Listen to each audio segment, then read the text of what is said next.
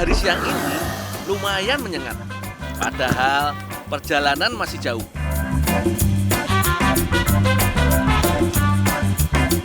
Tapi aku nggak akan menyerah.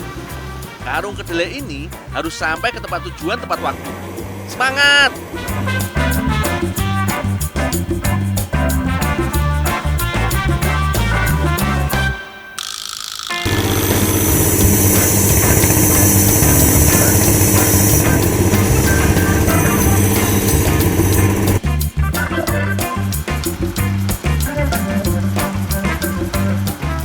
Benar saja, proses pembuatan kedelainya sudah mulai sejak tadi. Untung aku belum terlambat. Aku memang sudah berjanji akan bantu-bantu di sini, membuat tahu berbahan dasar kedelai.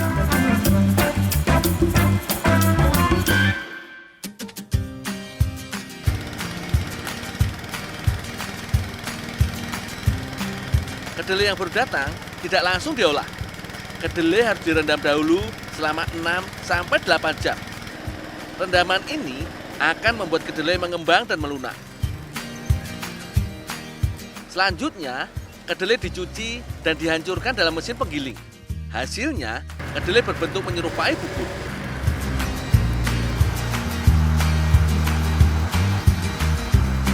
Nah, bubur kedelai inilah yang akan dimasak di tabung-tabung besar ini. Tempat pembuatan tahu ini lumayan besar karena memasok kebutuhan tahu di wilayah Kediri. Kegiatan produksinya tentu saja melibatkan banyak peralatan dan banyak orang.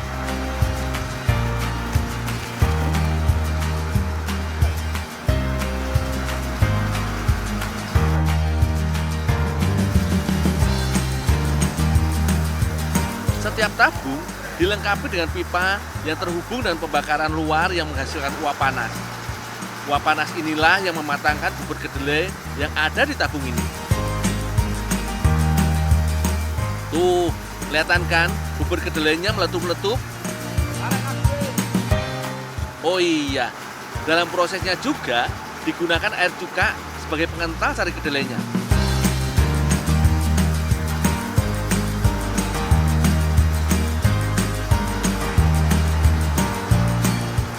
Selanjutnya, bubur kedelai disaring. Kain penyaring yang menggantung ini harus terus digoyang-goyang supaya sari kedelai menetes. Pokoknya, aktivitas ini berhenti kalau yang tersisa di penyaringan hanya ampasnya saja.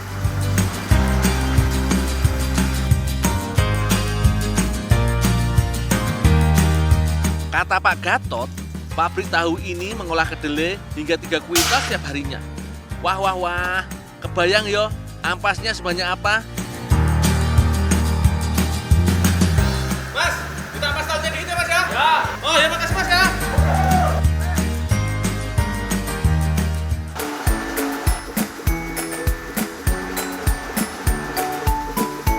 Sari kedelai yang sudah masuk cetakan lalu dipres selama beberapa saat sampai kandungan airnya dalam tahu berkurang.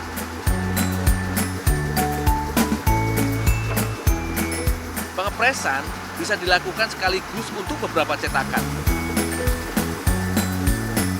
Selanjutnya, cetakan dibalik dan tahu disimpan di dalam rak sebelum dikemas.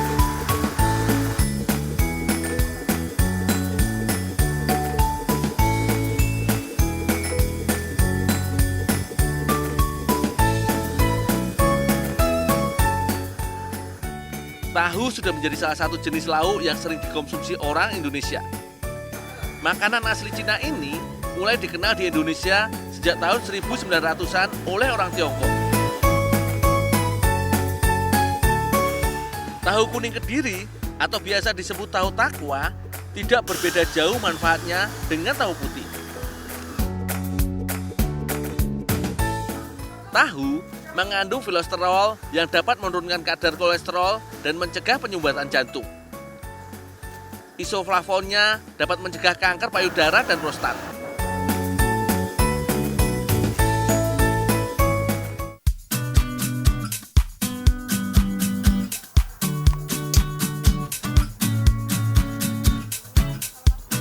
Biasanya, bungkil atau ampas tahu hanya dimanfaatkan untuk pakan ternak. Padahal, gizinya masih banyak loh.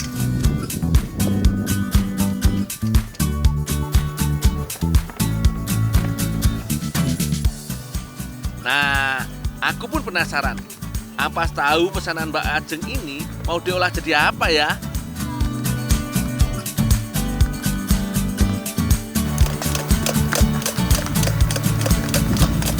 Mbak, ampas tahunya udah kering, Mbak. Tunggu pisan ya dulu ya. Oh, ya, Mbak.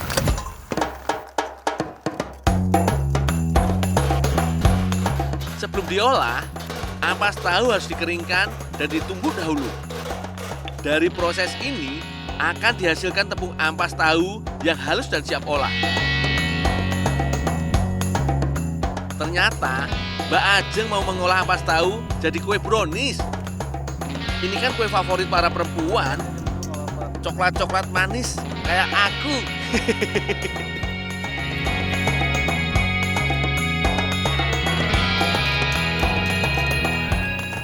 Membuat brownies ampas tahu mudah saja.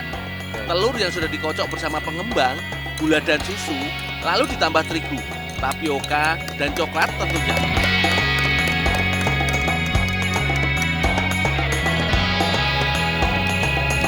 Mbak, udah bisa masukin belum, Mbak? Iya. Tak masukin ya, Mbak ya? Nah, barulah tepung ampas tahu diadon bersama adonan tadi. Cukup, Mbak.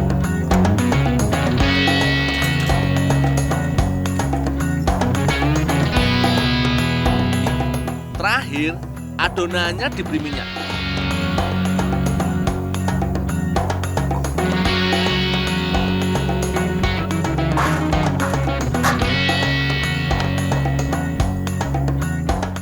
Adonan lalu dimasukkan ke dalam loyang yang sudah diolesi mentega dan ditaburi terigu. Tujuannya supaya adonan tidak sulit dikeluarkan dari loyang nantinya.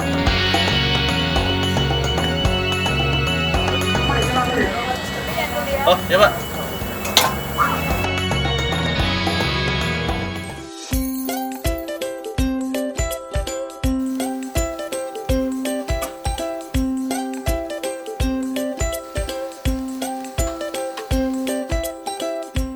Brownies dikukus dengan air mendidih selama kurang lebih 30 menit.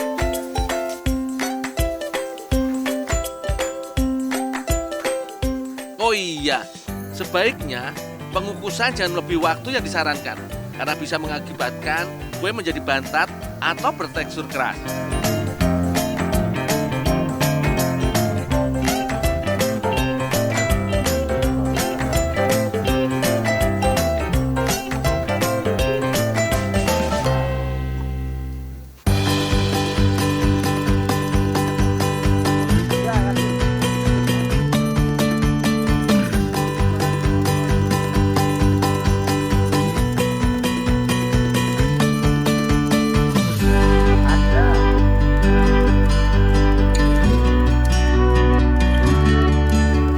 Ternyata dari bahan yang sederhana bisa diolah menjadi makanan yang menarik dan bergizi pula. Wah, ini yang namanya murah meriah, mewah. Cocok buat cemilan sore sambil ngobrol-ngobrol seperti ini.